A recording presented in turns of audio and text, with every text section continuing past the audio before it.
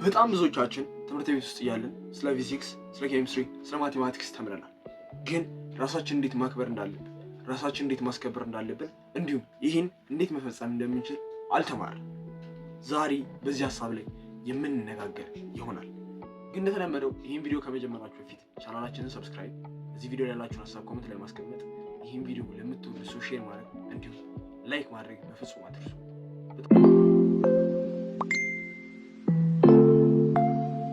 ብዙዎቻችን ሰልፍ ሪስፔክት እና አሮጋንስን በጣም እናቀላቅላለን። አሮጋንስ ማለት እብሪተኝነት ወይም ትዕቢተኝነት ሲሆን ሰልፍ ሪስፔክት ማለት ደግሞ ራስን በሰዎች ፊት ማስከበር፣ ለራስን መክበር።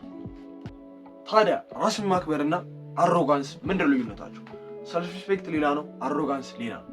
ሰልፍ ሪስፔክት ማለት ራስን ማክበር፣ በሰዎች ፊትም መከበር፣ ፕላስ ደግሞ ስለ ራሳችን ያለን አቲቲዩድ ማሳደግ ነው። አሮጋንስ ማለት ግን ወይም እብሪተኝነት ከእኔ በላይ ማንም የለም፣ እንደኔ የሚያህል ማንም የለም፣ ልክ እንደኔ የሆነ ሰው የለም ብሎ ማሰብ ነው። ይህን ዲፈረንስ በደንብ ያዟቸው። በጣም እብሪተኛ የሆነ ሰው መቼም ቢሆን አይሳካለትም፣ የሚወድቅበት ቦታ አይጠፋም። ምክንያቱም ከሱ የሚበልጡ ሰዎች ብዙ ወደሱ ይመጣሉ። ሰልፍ ሪስፔክት ያለው ወይም ራሱን የሚያከብር ሰው ግን ከታናናሾቹ እንኳን ለመማር የማያፈር ሂሚሌሽን ያለው በጣም ትሁት የሆነ ሰው ነው የሚሆነው ራሱን የሚያከብር ሰው። እብሪተኛ ግን በጣም በትዕቢት የተወጠረ ከኔ በላይ ማን ነው እንደኔስ ማን ነው ብሎ የሚያስብ ራሱን በትዕቢት የወጠረ ሰው። እነዚህ ነገሮች በጣም ብሩክ። ታዲያ እንዴት ነው ራሳችንን አለማክበራችንን የምናውቀው? ራሳችንን አለማክበራችንን የምናውቅባቸው 3 መንገዶች አሉ። አንደኛው ሰዎች ለጠየቁን ነገር ሁሉ አዎ እንላለን። ፍሬንድ ዛሬ ከኛ ጋር ልትዝናና ትወጣ? ኧረ እመጣለሁ፣ አዎ እችላለሁ። ሁለተኛው ዛሬ እኮ የእንትና ሰርግ ነው ወይም የእንትና ልደት ነው፣ ከኛ ጋር ትመጣ? ኧረ እመጣለሁ፣ እንደው ምንም የምሰራው ስራ የለኝም።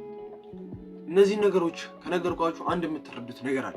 ሰዎች ምንጊዜ የሚያገኙትን ነገር ይንቁታል እንጂ አያከብሩት። ይሄ ደግሞ አጠገባችን ያሉ ሰዎች እንዲንቁኝ እንጂ እንዲያከብሩን አያደርግም። ይህን ማወቅ ከኛ በደንብ ይጠበቃል። አያችሁ፣ ለእያንዳንዱ ነገር እሺ ባለን ቁጥር ያለንን ማንነት ወይም ክብር ነው የምንወርደው። ሁለተኛው ደግሞ ሰዎች የሆነ መጥፎ ነገር ሲያደርጉብን ዝም እንላለን። ይህ ምን ማለት ነው? የሆነ ሰው ካንተ መጥቶ የሆነ ዕቃህን ሲወስድ ብታየው ምን ትለዋለህ? ዝም ትለዋለህ? ራስን የምታከብር ከሆነ ዝም አትለው። ራስን የማታከብር ከሆነ ግን ዝም ትለዋለህ። በቃ እኔ እኮ አቅም የለኝም ትላለህ። ግን የፈለገ አቅም ባይኖርህ ራስን ማስከበር ወይም ራስን ማክበር ግዴታ ነው፣ ምንም አማራጭ የሌለው። እኛው ደግሞ ስለሌሎች እይታ ከልክ በላይ መጨነቅ ነው። አያችሁ፣ ከልክ በላይ ስለ ሰዎች እይታ በተጨነቅን ቁጥር ሰዎች እኛን እየራቁን፣ ሰዎች እኛን እየናቁን፣ ሰዎች እኛን እያዋረዱ ነው የሚሉት። ይህን ሁሉ ኮንሰፕት መረዳት ከኛ በጣም ይጠበቃል።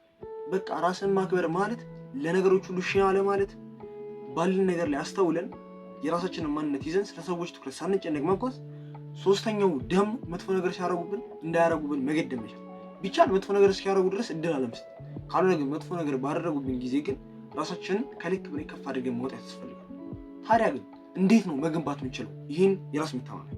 ይሄ የራስን ማክበር ስሜት የሚገነባባቸው 3 ቀላል መንገዶች አሉ።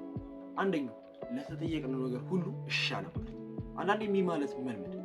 ለምሳሌ ዛሬ የምትሰራው የሆነ ስራ ካለ ጓደኞች እንዲዝናኑ ተዋቸው፣ በቃ ልቀቃቸው፣ ይሄዱ፣ ችግር የለውም የአንተ ጊዜ እስኪደርስ ድረስ።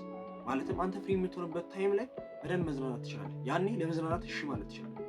ሁለተኛው ደግሞ ማንም ሰው ክብራችን እንዲነካ አለመፍቀድ ወይም ደግሞ ባውንደሪ ማስቀመጥ። በቃ ሁሉም ሰው የራሱ ልክ አለው፣ ያንን ልኬቱን ጠብቆ እንዲጓዝ ማድረግ።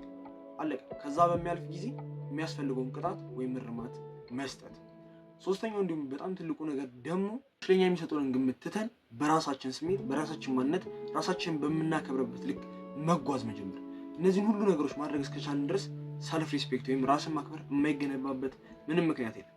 ግን እዚህ ጋር እንድትይዙ የምንፈልገው ትልቁ ኮንሰፕት ራስን ማክበርን እብሪተኝነት እንዳታደርጉት ተጠንቅቃችሁ በደንብ ያዙት። እስኪ እናንተ ራሳችሁን ባለማክበራችሁ የተጎዳችሁበት ነገር ካለ ኮሜንት ላይ አስቀምጡልኝ። እንዲሁም ይህን ቪዲዮ ላይክ፣ ለምትወዱት ሰው ሼር ማድረግ እንዲሁም ቻናሉን ሰብስክራይብ በማድረግ ቤተሰብ ሆናችሁ